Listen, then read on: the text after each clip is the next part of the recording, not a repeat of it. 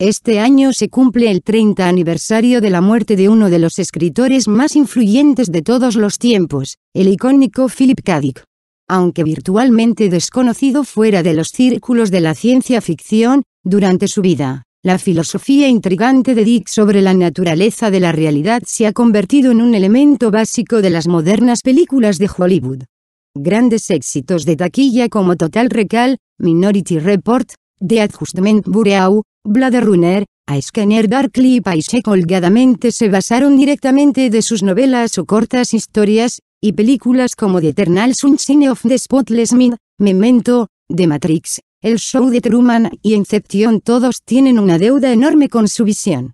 Uno de los temas más interesantes de la escritura de Dick fue el concepto de la precog, una persona que podía ver el futuro antes de que sucediera. En 1954 Phil introdujo el concepto de la precognición en su novela The World Jones Made. En esta novela el epónimo antihéroe Floyd Jones puede ver exactamente un año en el futuro. A partir de entonces los precogs ocurren regularmente en sus novelas y cortas historias, sobre todo en su corta historia de 1956 de Minority Report, su novela de 1964 Martian Time Sleep, The True Stigmata of Palmer Eldritch y muchos otros. ¿Qué fue lo que hizo que Philip K. Dick se interese tanto en la precognición? No había sido un tema en particular dentro de la ciencia ficción clásica ni ha sido parte de los libros que el joven Philip leía durante sus años de infancia y adolescencia. La respuesta puede estar en un simple hecho: el propio Philip K. Dick era un precog. Él no estaba escribiendo ficción sino en gran medida una autobiografía disfrazada. Revisemos la evidencia. Como muchos de sus compañeros de escuela, se esperaba que Phil asistiese a la Universidad de California en su ciudad natal de Berkeley en Estados Unidos. Pero para poder hacerlo necesitaba alcanzar las calificaciones de entrada requeridos. Esta posibilidad comenzó a desvanecerse rápidamente cuando, durante una prueba de física fundamental, Phil no podía recordar el principio clave detrás del desplazamiento de agua. Como 8 de las 10 preguntas involucraban este principio, estaba claramente en problemas. Y entonces sucedió, una voz explica de forma clara y precisa al sorprendido joven los principios científicos que tan desesperadamente necesitaba entender. Todo lo que Phil tenía que hacer era escribir las palabras en su cabeza. Phil recibió una calificación A. Aunque esta voz efectivamente desapareció por muchos años, Phil continuó sintiendo que había una parte de él que era ajeno de alguna manera. A lo largo de la década de 1950 la voz se mantuvo en silencio, y luego, en circunstancias un tanto prosaicas, reapareció. En una entrevista con su amigo Greg Rickman, registrado en octubre de 1981, Phil describió cómo había estado mirando un programa de televisión sobre las tortugas Galápagos. La lucha por la supervivencia de una tortuga hembra en particular realmente le había trastornado. Después de poner sus huevos ella se había dado vuelta por la dirección equivocada y en lugar de ir hacia el mar se arrastró hacia el interior, tierra adentro. Pronto el calor le había provocado una deshidratación extrema. Se estaba muriendo. Cuando empezó a desvanecerse en la lejanía sus patas aún se veían moviéndose. El filme había sido editado para dar la impresión de que la moribunda tortuga estaba imaginando que estaba de vuelta en el océano. Se fue a la cama con esta imagen trágica en su mente. Él se despertó en la noche para escuchar una voz. En unos términos cuidadosos y deliberados la entidad explicó a Phil que la tortuga en realidad creía que estaba en el agua. Estaba terriblemente asombrado y estupefacto al oír esa voz de nuevo. No era Miles' propia voz porque una de las frases que la voz dijo era «y ella verá el mar, and she shall see the sea», y yo no usaría las dos palabras «ver» y «mar» en la misma frase. Tendía a hacer eso, utilizaba opciones de palabras que no utilizo. Una vez utilizó la expresión «un veneno muy venenoso», «a very poisonous poison», que yo no usaría. Nota, en el idioma originario de Dick, el inglés, se significa ver y sea significa amar, y al pronunciarlo en una oración corta suena como rima, al igual que venenoso, poisonous, y veneno, poison, y su utilización en un diálogo se suele evitar. Está claro que Phil reconoció la voz como la misma entidad que le había ayudado en su examen de física años atrás. Eso había vuelto. Él estaba continuando oyendo esta entidad desde hace muchos años, pero solo como un tenue susurro de fondo. En otra entrevista de 1981, afirmó: «Yo solo escucho la voz del espíritu cuando me estoy quedando dormido o al despertar. Tengo que estar muy receptivo para escucharlo. Es extremadamente débil. Suena como si estuviera a 1.000.000 de millas de distancia». El regreso de la voz. En febrero y marzo de 1974, la voz reapareció y se quedó con él. Todo comenzó muy inocentemente. Phil había tenido un dolor considerable después de tener una muela del juicio que le fue retirado. Su esposa, Tessa, llamó al dentista, quien le recetó analgésicos. Como Tessa no quería dejar a su marido solo en un estado de agitación, ella preguntó si alguien podía entregarle la prescripción a su casa en Fullerton. Media hora más tarde sonó el timbre y Phil corrió hacia la puerta. Al abrir vio a una mujer joven sosteniendo los analgésicos que tanto necesitaba. Phil retrocedió aturdido. Alrededor del cuello de la joven estaba un collar con un pendiente con forma de pescado. Phil reconoció esto como un símbolo de algo muy profundo dentro de sí mismo. Él le preguntó qué era y le explicó que era un signo utilizado por los primeros cristianos como un código para mostrar sus creencias secretas hacia los demás cristianos. Dick informó más tarde que era la primera vez que experimentó la luz rosa, la misma luz tan central en el incidente Beatlers, que se describe más adelante. Él dijo que un rayo de esta luz salió disparado del pendiente y entró en su cerebro. Esta luz abrió una parte de su cerebro que había estado dormido durante mucho tiempo. Él lo describió de esta manera: «Yo de repente experimenté lo que después supe que se llama anamnesis, una palabra griega que significa, literalmente, la pérdida del olvido. Recordé quién era y dónde estaba. En un instante, en un abrir y cerrar de ojos, todo volvió a mí». Como ya hemos mencionado, hasta marzo 1974 lo que Dick había llamado la voz se manifestaba en raras ocasiones, como el incidente durante el examen de la escuela. Pero después de la anamnesis de Phil, su compañero escondido se convertiría en una parte muy activa en su vida. Decidió que Phil se había vuelto demasiado descuidado en su aspecto personal. Lo obligaba a salir y a comprar un par de máquinas para cortar vellos de la nariz y le sugirió que recortara su barba. La entidad tenía incluso a Phil yendo de compras por ropa nueva de moda. También estaba preocupado por la salud del cuerpo compartido. Tenía a Phil yendo a través de su gabinete de medicinas y lo obligó a tirar los medicamentos que estaban demostrando ser problemático para su salud. Descubrió que el vino era demasiado ácido para el sensible estómago y le sugirió que cambiara a la cerveza. Este ser tenía muchas habilidades que Phil tristemente carecía, como la visión para los negocios. Se dio cuenta que había hecho un lío de sus asuntos fiscales y en pocas semanas la entidad resolvió esto. También hizo que Phil despidiera a su agente después de leer sobre sus estados de regalías y descubriera masivas irregularidades. Todos estos fueron intervenciones de menor importancia en comparación con su apogeo, la salvación de la vida del hijo de Phil. Phil describe cómo una mañana que estaba en un estado de semisueño oyó la voz que anunciaba que su hijo recién nacido, Christopher, tenía un defecto congénito potencialmente mortal y que necesitaba atención médica urgente. De hecho, la voz era muy preciso al afirmar que, «Tu hijo tiene una hernia inguinal derecha sin diagnosticar. El hidrocele se ha roto y ha descendido en el saco escrotal. Se requiere atención inmediata, o morirá pronto». Phil dijo diversas versiones de esta historia, entre ellos uno que lo involucran escuchando a los Beatles y la letra de «Strawberry Fields, campos de fresas» se cambiaron para dar la instrucción.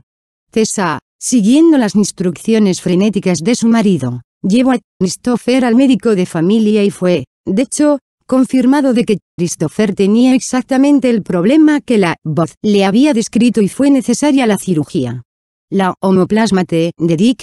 ¿Cuál fue el origen de esta voz y cómo tenía información desconocida para Phil? Phil llegó a la conclusión de que se trataba de una parte inmortal de sí mismo, algo que él llama un plasmate, palabra derivada de plasma y mate, compañero. Argumentó esta entidad se había unido con él y, al hacerlo, habría tomado forma humana, algo que Phil denomina homoplasmate. Él más adelante describe cómo su mente había sido invadido por una mente trascendental racional, como si hubiera estado loco toda la vida y me hubiera convertido de repente en cuerdo. Explicó que la angustia mental estaba simplemente removida de mí, como si por mandato divino. Algún poder divino trascendental que no era malo, sino benigna, intervino para restaurar miles mente y sanar miles cuerpo y me dio un sentido de la belleza, la alegría, la cordura del mundo. Este ser liberó a Phil de sus grilletes mediante el anamnesis, y fue capaz de utilizar sus poderes para ayudar a Phil a precognizar el futuro. De hecho, Phil se dio cuenta de que este ser había sido la fuente de una serie de incidentes precognitivas peculiares que han tenido lugar a lo largo de su vida. Por ejemplo, en su novela Flow Meteors de Polyphemus Side de 1974, Phil tiene una secuencia en la que uno de sus personajes, Felix Buckman, es perturbado por la muerte de su hermana gemela, Alice. Él se encuentra en una estación de servicio de noche y allí se encuentra con un desconocido de raza negra. Buckman y el hombre negro comienzan una conversación. En el verano de 1978, Phil, extrañamente, decidió salir tarde en la noche para enviar una carta. En la oscuridad, se dio cuenta de que un hombre estaba merodeando un automóvil estacionado. Phil envió su carta y de regreso el hombre todavía estaba allí. En un impulso inusitado Phil se acercó al hombre y le preguntó si algo le pasaba. El hombre respondió que él no tenía gasolina y no tenía dinero con él.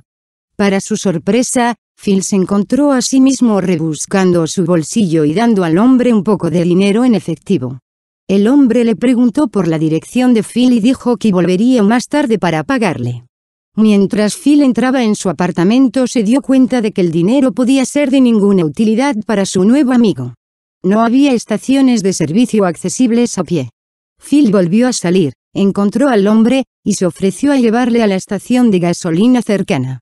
Mientras estaba de pie mirando al hombre llenando su bidón de metal con gasolina, él tuvo una sensación alarmante de reconocimiento, como un déjà vu. De repente me di cuenta de que esta era la escena en Miles novela, la novela escrita 8 años antes.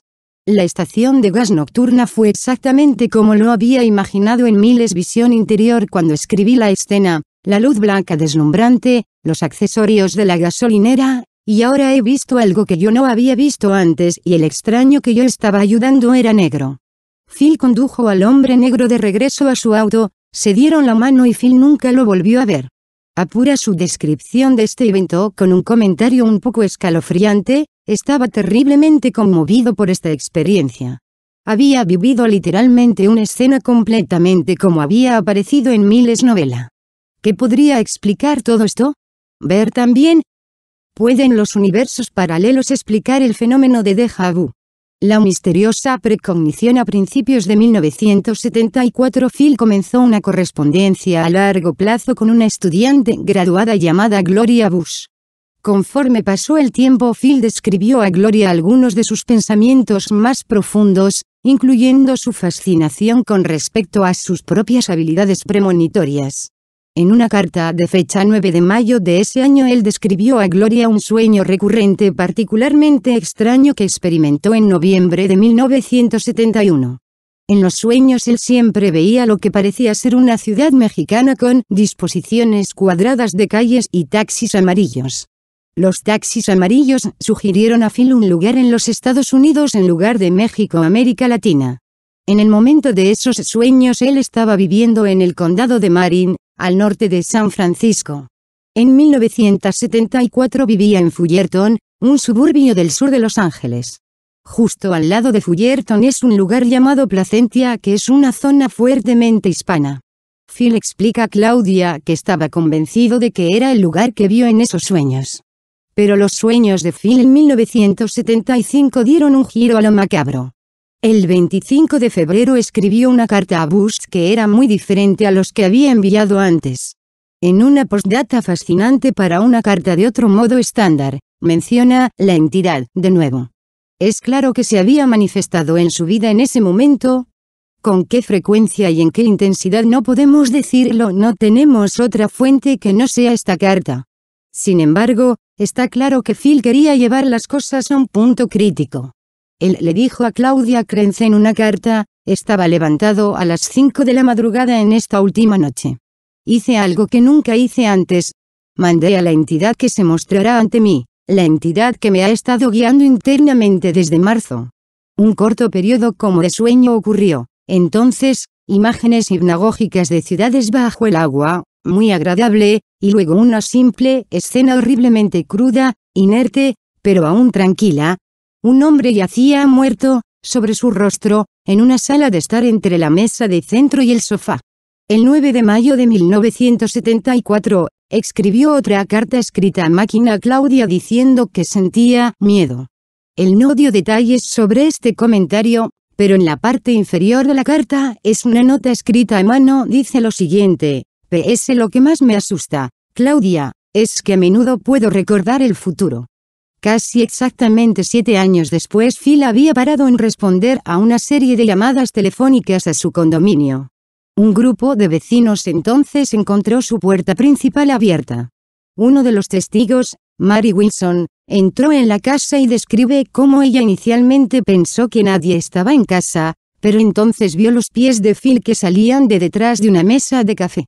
Ella inmediatamente le pidió a su madre llamar a un amigo cercano de Phil, el escritor de ciencia ficción Tim Powers. Powers subió en su moto para ver lo que podía hacer para ayudar.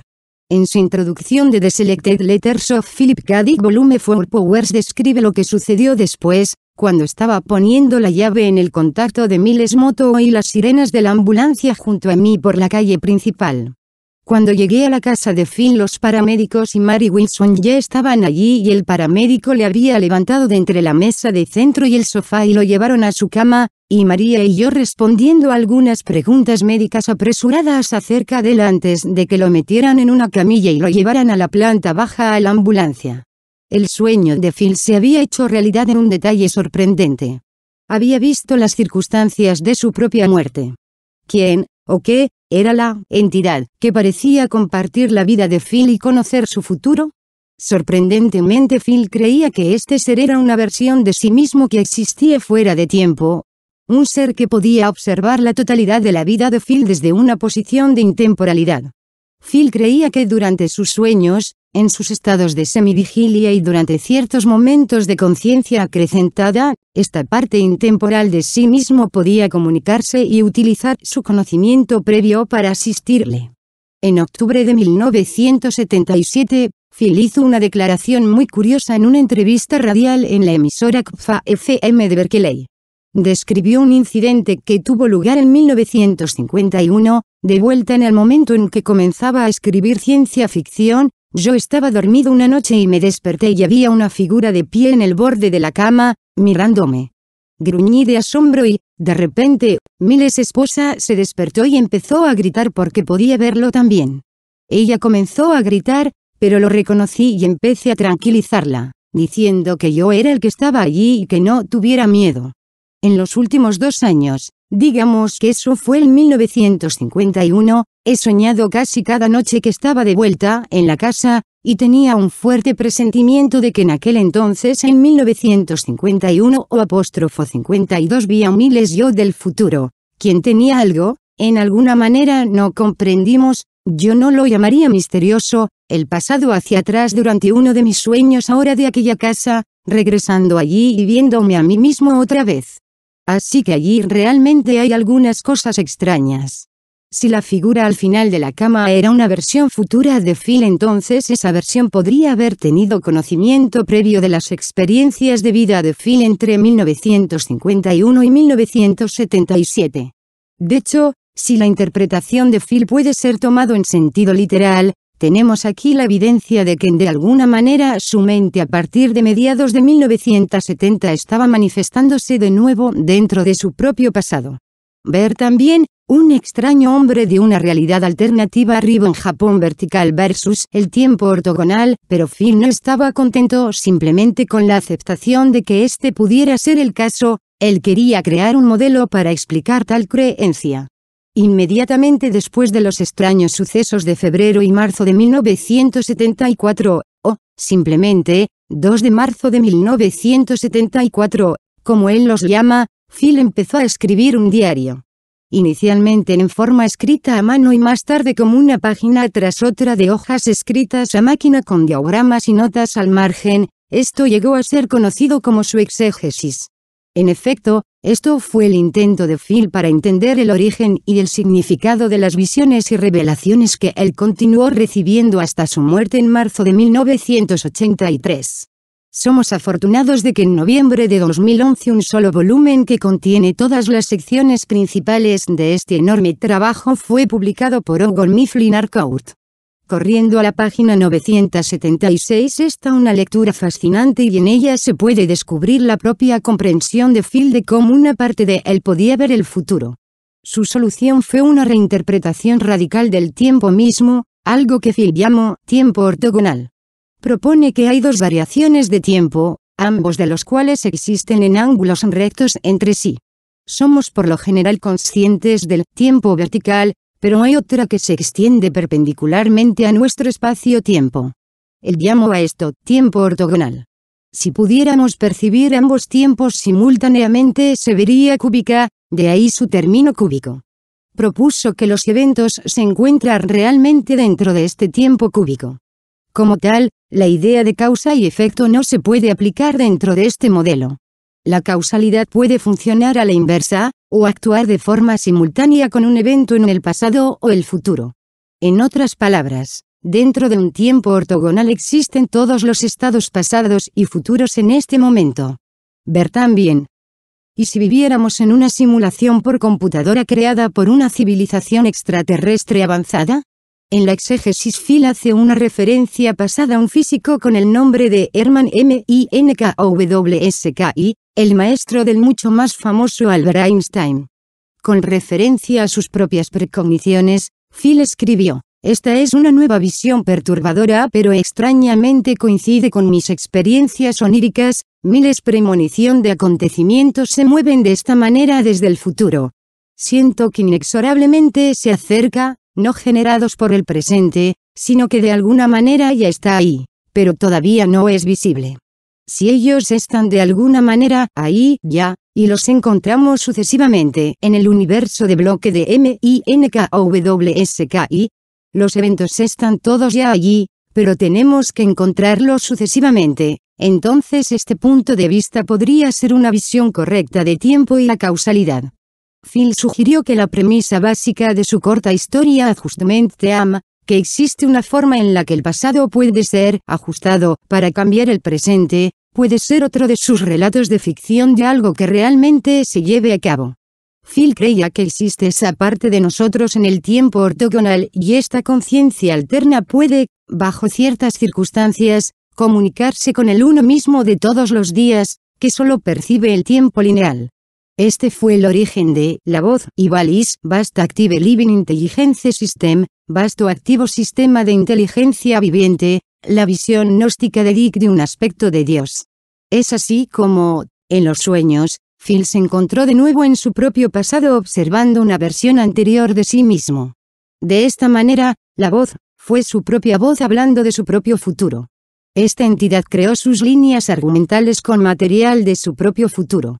Era así como el encuentro con el hombre negro en la gasolinera terminó en la Scanner Darkly, una mirada en la oscuridad. Toda la información de todas partes de nuestra vida está fácilmente disponible para una mente abierta para recibirla. Phil sugirió en una carta a su amiga Patricia Warrick, escrito en septiembre de 1981, que el universo es un sistema de recuperación de información, es decir, todo lo que ha sucedido, ha estado alguna vez, cada disposición y detalle, todo se almacenan en el momento presente como información, lo que nos falta es el acceso o mecanismo de entrada a esta información almacenada. Donde el pasado de cada objeto, todas sus manifestaciones anteriores a lo largo del eje de la forma, todo esto se almacena en el presente objeto y puede ser recuperado. Esto es de nuevo pruebas sorprendentes de que Phil pareciera que podía acceder a información desde alguna forma de campo de datos infinito. Está muy en consonancia con el trabajo de los investigadores de hoy en día, como Erwin Laszlo y Bernard Eisk, quienes sugieren que esta biblioteca es, de hecho, algo conocido como el campo de punto cero. ¿Es esta la respuesta al misterio de las precogniciones de Phil? Ciertamente tiene sentido. El futuro y el pasado son simplemente ilusiones. Philip K. Dick, y cada ser que lee este artículo consta de dos conciencias independientes. Uno vive en un tiempo lineal y el otro en el tiempo ortogonal. Y de esta manera todos podemos ser inmortales. Después de todo, la transición entre la vida y la muerte se lleva a cabo en forma lineal, no ortogonal, el tiempo. En su novela Ubiquefil creó un concepto conocido como Half-Life, vida media. Este es un lugar sin tiempo, que se debate entre la vida y la muerte. Los budistas tibetanos llaman a esto el estado bardo. Es desde este lugar donde la mente eterna de Phil se comunicó con él.